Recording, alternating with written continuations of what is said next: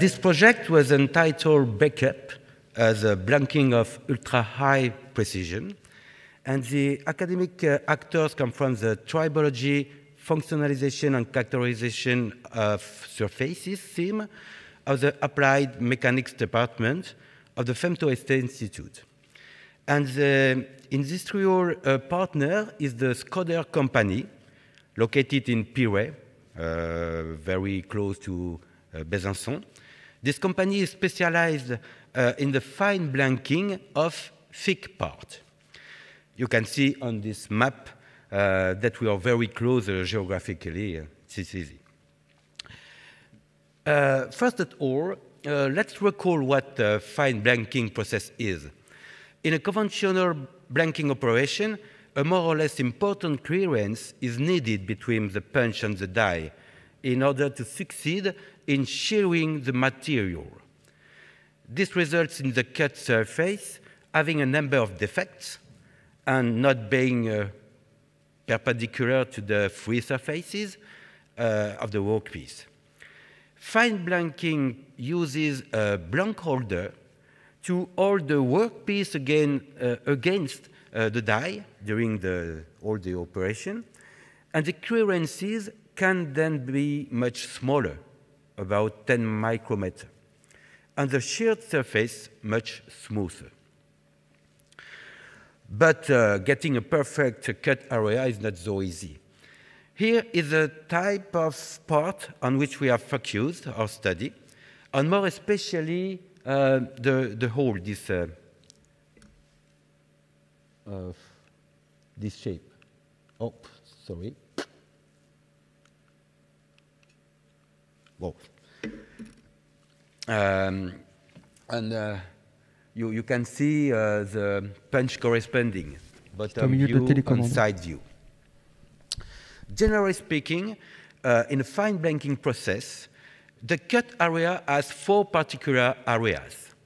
A plastic deformation zone called rollover, it's a domed area, and a sheared area, which is a shiny, smooth area, well perpendicular to the free surfaces, and which is therefore thought to be maximized. And a fractured zone, which is always at an angle to the sheared area, and sometimes a burr.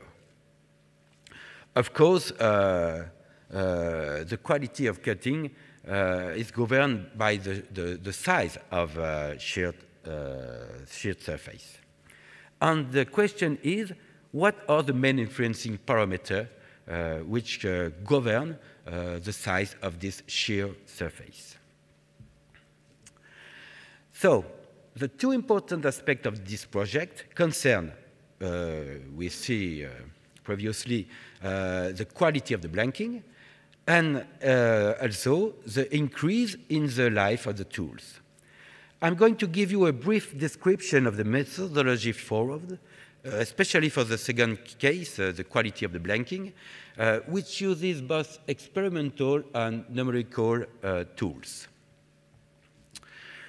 First, we had to know, of course, mechanical properties of parts, very accuracy. These mechanical properties are not isotropic, due to the fact that the sheets are obtained by rolling, and we use the various mechanical tests to do this. We also needed to know the mechanical properties, in particular the elastic properties of the punches on the dies. Next, and this was a very important and original part of the project, we instrumented a real press in order to know precisely the displacements and forces of the punch during the whole blanking cycle. Thus, for each phase of the cutting process, you can see elasticity, plasticity, shear, cracking, and so on, the kinematics became known, as well as the forces applied by the punch to the material. Also, the friction, you can see in green, friction force between the material and the punch during the removal of the punch after cutting, which contributes to the wear of the punch could be precisely determined. Until now, we thought that this frictional force was about 10% of the maximal force, whereas the use of new coating surface lead to part of friction about 2 or 3%. Then, numerical simulations allowing to know the state of deformation of the material during the cycle could be carried out by using the real kinematics previously determined. Of course, it was necessary to carry out validations of the simulation. They were made by comparing the measured and simulated blanking profile in terms of the length of shared, fractured area, and so on. And it will now be a question of investigating new kinematics. Indeed, the press use of Skoda company is quite unique in that it uses servo motor that allow fine control of the punch speeds, which can vary during the cutting process, for example, during the lift of the punch. But also, what is the contribution of surface texturing, produced, for example, by laser femtosecond, as well as more ecological lubrication not derived from oil, for example, using self-assembled monolayer. That's what we work today. And one aspect that I've not presented here concerns the wear of punches, which has also been the subject of our studies in this project. We use replication methods during the real blanking operation in order to monitor and quantify the evolution of the geometry of the cutting edges. We use silicon impression and counter impression. And during the real blanking operation, the process is periodically stopped to make these replicas, which are then accurately measured by 3D profilometry. And we are looking for the best compromise that leads to the best cutting quality and longest tool life. Thanks to your attention.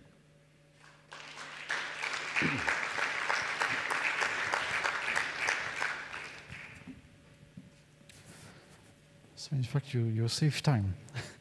So is there any question?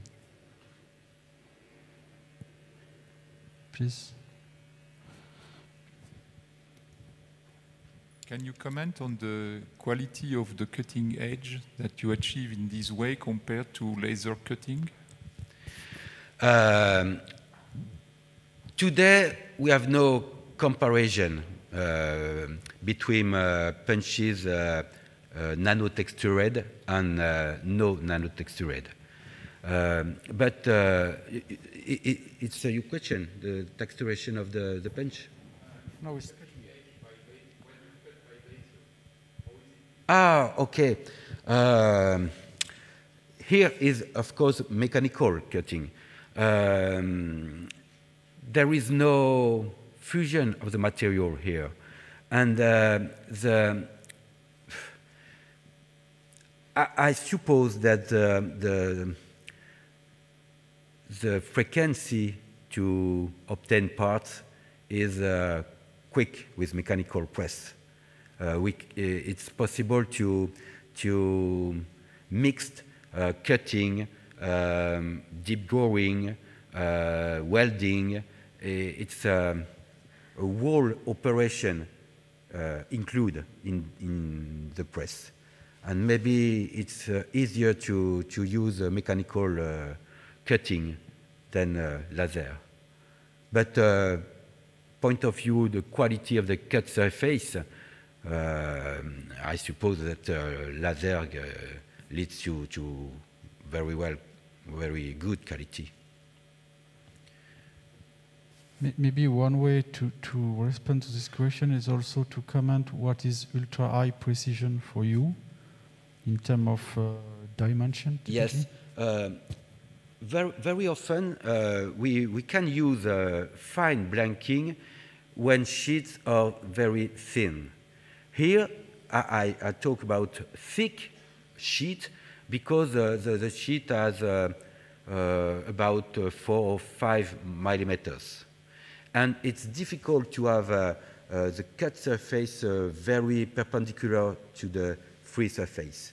And the good quality of the cut surface is in terms of perpendicular and roughness of this surface. And that's why we sought to have this shear area to be maximized.